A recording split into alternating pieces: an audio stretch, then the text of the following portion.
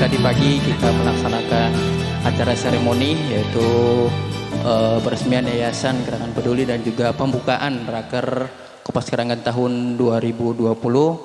Tiba saatnya pada saat ini setelah tadi rangkaian pagi sampai dengan isoma tadi, kali ini kita akan membahas yang khusus kepada tentang perkoperasian, tentang anggaran dan juga pencapaian-pencapaian di tahun 2020, target di tahun 2020.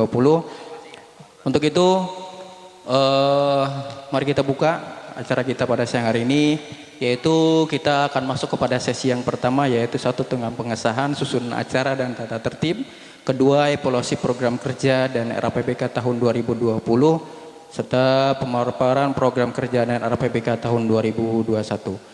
Untuk sesi yang pertama pengesahan susunan acara dan tata tertib, insya Allah akan dipimpin oleh Bapak Mursyid ZA, dan evaluasi program kerja dan RAPBK tahun buku 2020, pemaparan program kerja tahun dan RAPBK tahun 2021 yang akan dipimpin oleh Bapak Anim Imamuddin SMM. Untuk itu kepada Bapak Mursyid dan Bapak Anim, waktu dan tempat kami persilakan. Assalamualaikum warahmatullahi wabarakatuh. Alhamdulillah wa syukurillah. Yang saya hormati Pak Pengurus, Penasehat, Pengawas, dan juga seluruh unsur manajemen, pimpinan cabang, dan juga segenap anggota yang saya hormati dan saya banggakan. Alhamdulillah Haji Niman juga hadir di tengah-tengah kita. Selalu semangat Pak Haji, semoga selalu diberikan kesehatan ya Allah Subhanahu wa Ta'ala. Ya, tetap semangat. Serta semua yang hadir kesempatan yang berbahagia ini yang saya hormati dan saya banggakan.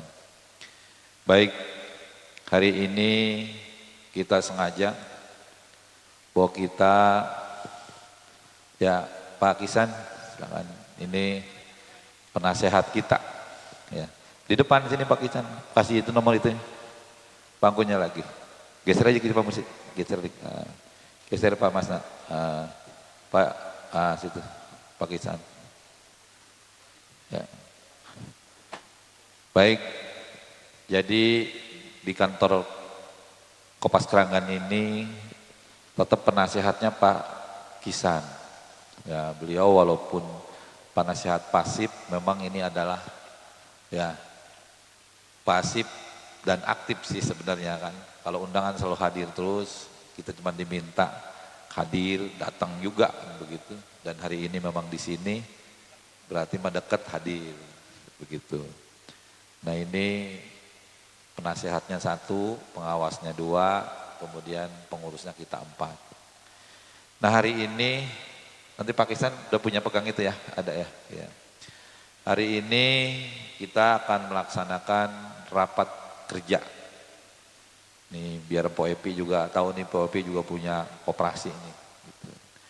Rapat kerja itu adalah membahas tentang rencana anggaran belanja Kopas Keranggan dan program kerja.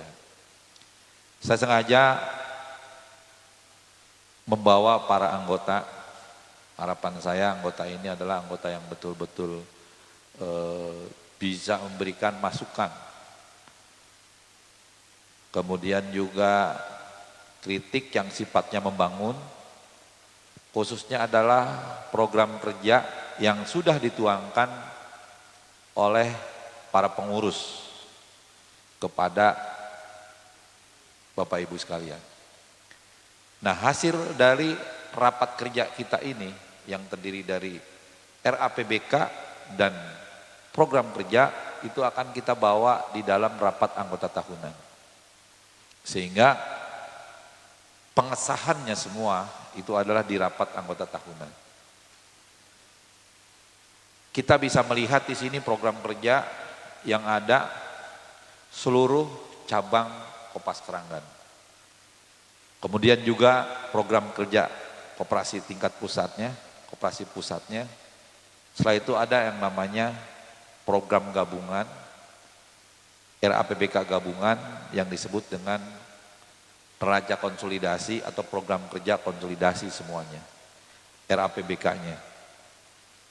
Nah, program kerja yang sudah dituangkan oleh kita, yang memang belum menjadi representatif menurut para anggota, hari ini bisa diusulkan. Tahun ini memang tahun yang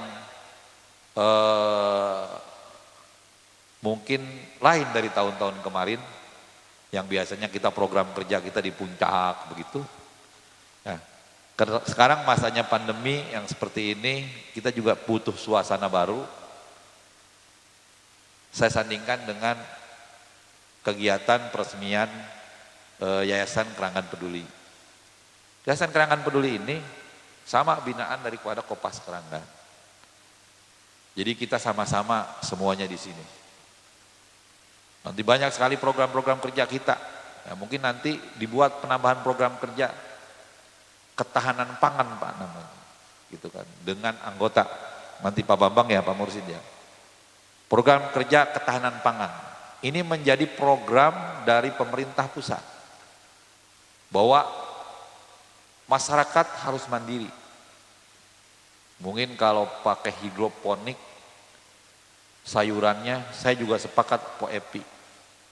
Dengan biaya tinggi, boro-boro ke kaper, begitu kan. Coba kalau di tanaman di sini, ya tanamannya luas kayak begini. Nanti besok di sini, nanti akan ada sayur-sayuran semua yang masyarakat belanja sendiri, ngambil sendiri, nimbang sendiri gitu Pok.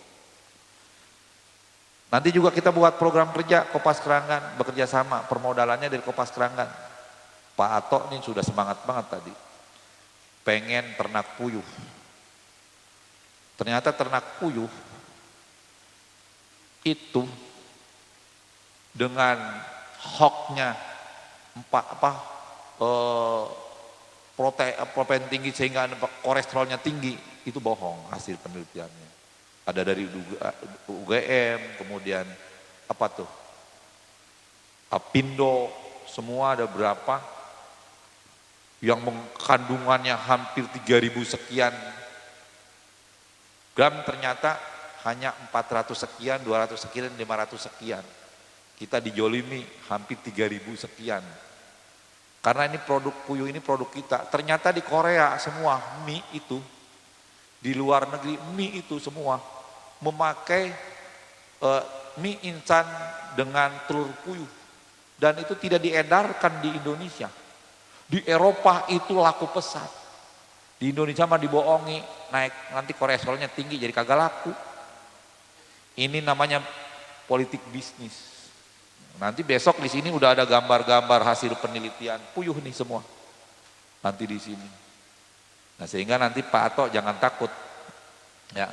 Nanti kita buat programnya puyuh paket 50, paket 500, paket 1000 di rumah.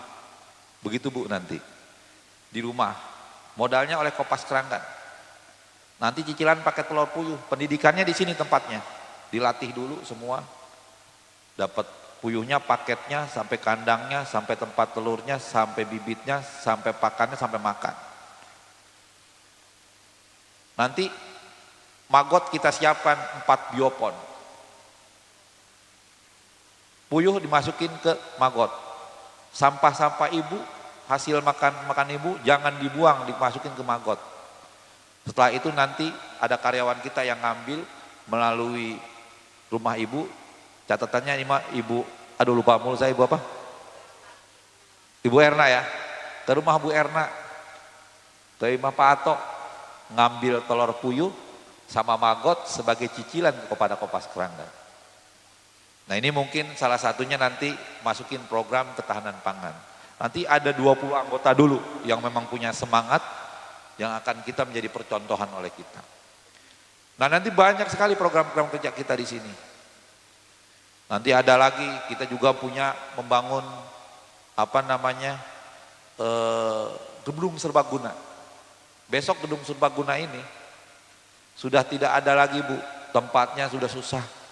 Makanya saya mempertahankan tempat saya di sini 7.000 meter Bu. Saya ngambek nih Bu, kalau pohon-pohon saya dipotong, mending berantem kata kita. Gitu. Di sini Pak Ustadz udah habis tanah perumahan Pak Ustadz. Nih yang ini kayak kebon, kayak hutan tuh punya saya. Ini di belakang ini masih punya saya 2.500 meter. Totalnya ada 7.000 tuh. Semua nggak saya tebang-tebangin. Tempat kita begini nanti. Nah, nanti juga untuk tempat gedung serbaguna udah kagak ada lagi kita. Kerangkan dulu mah luas, sekarang mah dulu kerangkan juga udah pada sempit. Tempat hajatan susah. Nah, nanti anggota tempat hajatannya semuanya di kantor Kopas Keranggan. Ada di lantai 2. Nanti yang tempat kita sekarang itu nanti menjadi parkir. Mundur ke belakang, tempat pelayanan di atas itu gedung serbaguna. Nanti kalau anggota mah punya kartunya nanti kita diskon. Kan begitu. Kemudian nanti di atas ada lapangan bulu tangkis, kita sewakan juga. Olahraga dan lain sebagainya gedung serbaguna. Nah, bawah parkir ya kalau maksa basah banget berarti kan parkir kalau hajatan nanti dipakai di depan itu nanti juga kita kelola yaitu stadion mini. Apa namanya yang depan Kopas itu kita kelola juga. Nah, ini juga salah satu program yang ada di kita. Nah, harapan saya di sini nanti satu kita bahas program ini bagian-bagian yang tadi saya sampaikan saja, kan begitu. Kita juga nanti ada yang namanya koperasi kita udah tingkat nasional, Bu. Koperasi kita mungkin sudah tingkat internasional. Sementara badan hukum kita masih lokalan. Makanya kita ada perubahan anggaran dasar, anggaran rumah tangga, ada perubahan badan hukum namanya. Nah, ini menjadi program di dalam program kerja kita. Nanti perubahan badan hukum itu kita ada tingkatnya nasional. Kita mau buka di Surabaya, mau buka di Kalimantan, mau dibuka di Papua sekalian boleh. Kalau sekarang makan baru sampai Bogor gitu udah ditegur nih, nggak boleh gitu. Nah, sekarang nanti mungkin teknisnya seperti apa Pak Mursid? Karena kalau perubahan badan hukum biasanya harus ada rapat anggota khusus ya, begitu. Nanti kita buka rapat anggota khusus, gitu kan. Setelah itu baru kita buka kembali yang namanya rapat anggota tahunan. Secara legalitas, formalitas, aturan main di dalam aturan hukumnya tetap kita penuhi. Gitu. Ketimbang kita rapat anggota khusus, kita panggil orang semua, kan olok ongkos, olok biaya, kan itu juga kan. Gitu. Maka digabung nanti pada rapat anggota tahunan. Nah, ini juga dituangkan di dalam program kerja kita. Hal-hal yang lain silakan Bapak Ibu berikan masukan kepada kita. Saya juga, semua kita di sini manusia pasti banyak kelemahan dan kekurangan. Kenapa saya ngajak Bapak Ibu sekalian? Kekurangan saya mungkin ada di pikiran Bapak Ibu sekalian yang diberikan kepada saya di sini. Begitu Pak Mustansir ya, begitu. Jadi kita juga bukan Superman, tapi ini kita semua bisa berjalan menjadi super tim yang baik. Sehingga sama-sama kita menutupi kekurangan kita. Program kerja silakan berikan masukan, setelah itu rencana anggaran pendapatan belanja koperasi. Bapak Ibu bisa melihat semua di cabang-cabang. Misalnya cabang Jati Asih, berapa target pendapatan SHU-nya, biayanya seperti apa, oh kenapa ini biaya tinggi seperti ini, Bapak Ibu berikan masukan. Begitu juga di Bojongkulur, begitu juga nanti di Cilengsi, kemudian di Cikeas, kemudian di Laguna, kemudian di Pusat, kemudian juga ada subunit usaha kita parkir, pendapatannya seperti apa. Yang di Betos pendapatannya seperti apa, yang di Rumah Sakit Melia. Ibu boleh berikan masukan-masukan kepada kita. Bapak Ibu di sini yang ada, yang kita undang ya, perwakilan daripada anggota itu adalah orang-orang yang kualitas menurut kita ya. Sehingga Ibu ini adalah orang penting yang kita ajak untuk merencanakan anggaran 1 tahun ke depan Bapak Ibu sekalian. Nah, silakan Ibu bisa lihat kan, kapan dapat menerima begini? Apa tadi pagi atau berapa hari Ibu Lina? baru kali ini. Ya mestinya memang 2-3 hari biar dibaca di rumah, gitu kan. Kalau 1 hari kan baru baca di sini Pak Mursid. Biasanya ini strateginya kepala dinas ngasih ke dewan, dewannya kan baru 1 tahun menjabat, boro-boro 1 tahun, belum 1 tahun kan, kagak tahu dah, masih pengaplong di sini. Kalau saya kan udah 3 periode, udah paham kan begitu, tentang rencana anggaran pendapatan belanja daerah, lah kalau ke dewan yang baru, begitu kan. Nah ini juga ibu-ibu mungkin dari segi waktu ini bisa ibu berikan masukannya kita. Saya kira itu Bapak Ibu sekalian tadi sudah dijelaskan ya, susunan acara. Saya mungkin prolog aja di sini dulu ya, dengan mengucapkan Bismillahirrahmanirrahim, rapat kerja Kopas Keranggan tahun 2020 saya nyatakan dibuka. Baik, selanjutnya saya serahkan kepada Pak Mursid untuk mengesahkan susunan acara dan tata tertib. Silakan Pak Mursid.